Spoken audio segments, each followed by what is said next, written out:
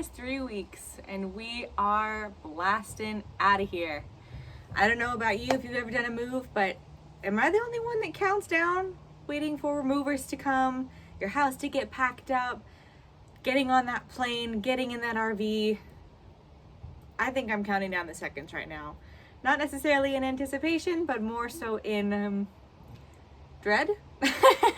No, I'm just kidding. So there are certain things we're looking forward to in our move to Oklahoma, but not this one. So here's the latest. This chapter is called Do We Fly or Do We Drive? So one of the things we've been trying to figure out is how we're going to actually get to Oklahoma. And then there are a couple options. Do we take a plane with me, my husband, a 4-year-old, a 5-month-old, 2 dogs, 2 cats, and we each get 2 things of luggage, so 8 bags. What? Yeah, let's take our entire circus, 2 people, 2 kids, 2 dogs, 2 cats, 8 bags. Let's take that whole circus, put it on a plane, cram us in a plane for a day for, what's that flight? I think it's like 7 hours to Oklahoma. Yeah, that sounds like a grand old time. Granted, pros, we get there sooner. It's only a day of travel, so there's pros and cons I can definitely see. We've decided to nix that idea. I don't want to deal with plane, throw COVID in there. There's a whole other item to consider there. So instead, there's driving. So there's the Alcan Highway you can take, which is the far west border from Alaska down through California and on over, or you can cut through Canada and go through the north part of the United States and drop down the Rocky Mountains, or you can go more the western border and cut through the Midwest and cut over to Oklahoma that way. So there's different road trips you can take, or different paths that you can follow depending on what you want the road trip to be. So we've decided to take the third option. So we're road tripping part of the way, and I'll definitely be documenting here and there just to give you guys some insight of this is where we are, this is something that we're seeing. If you want to come down this way, definitely look this up. So stay tuned for that. The other option that we decided to do is to do the ferry to bypass Canada. So with COVID being COVID, Canada is still pretty locked down and has pretty strict rules on how long you can stay in their country.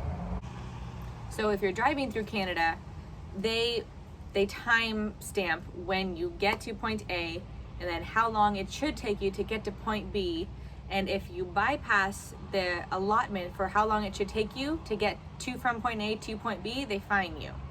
So there are still very, very strict rules on how quickly they are just trying to get you through and through and through from point A, point B, point C, point D until you're out of there. So it's a much less enjoyable road trip when you're just having to drive and go and then drive and go and then drive and go.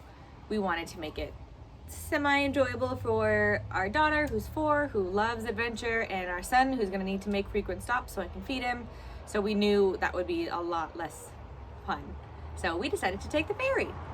So our farrier is blasting out of Whittier, which, quick side note, if you have not visited Whittier and you live here in Alaska, or if you are moving to Alaska, you definitely have to check out Whittier. It is my favorite spot in Alaska, hands down, and I can do another video all about that later, but it's amazing, so definitely check it out.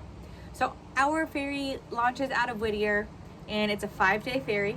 So we're gonna drive our RV onto the ferry. It's a big ferry, and we'll start the first half of our trip on the boat. So that boat is gonna take us from Whittier, Alaska, all the way around past Canada, and then spit us out in Seattle.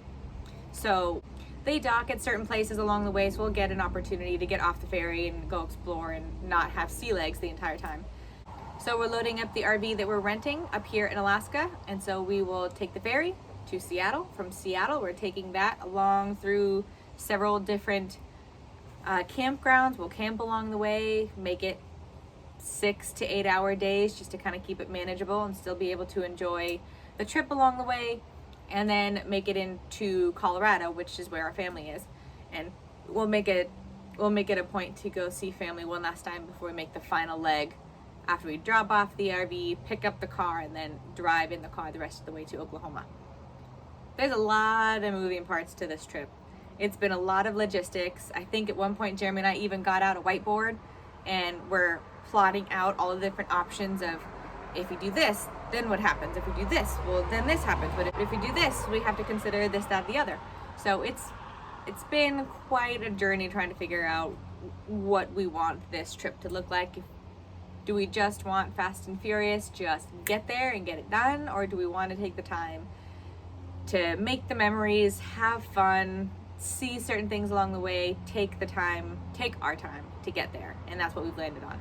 So there'll be a lot of options for videos here in the future on what this road trip is going to look like. So stay tuned and follow along our journey as we journey from Alaska to Oklahoma.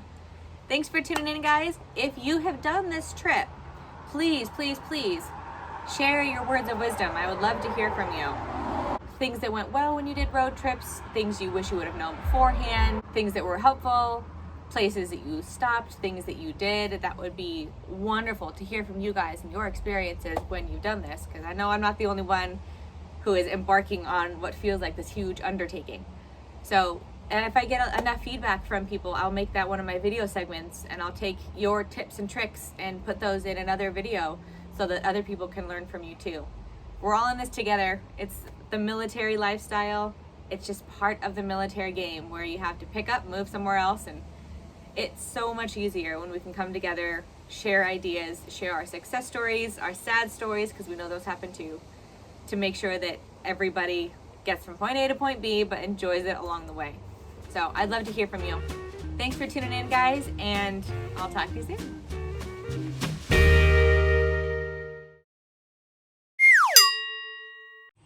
That's one for the blooper reel.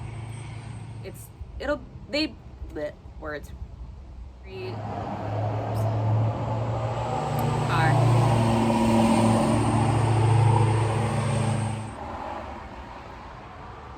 Bugs.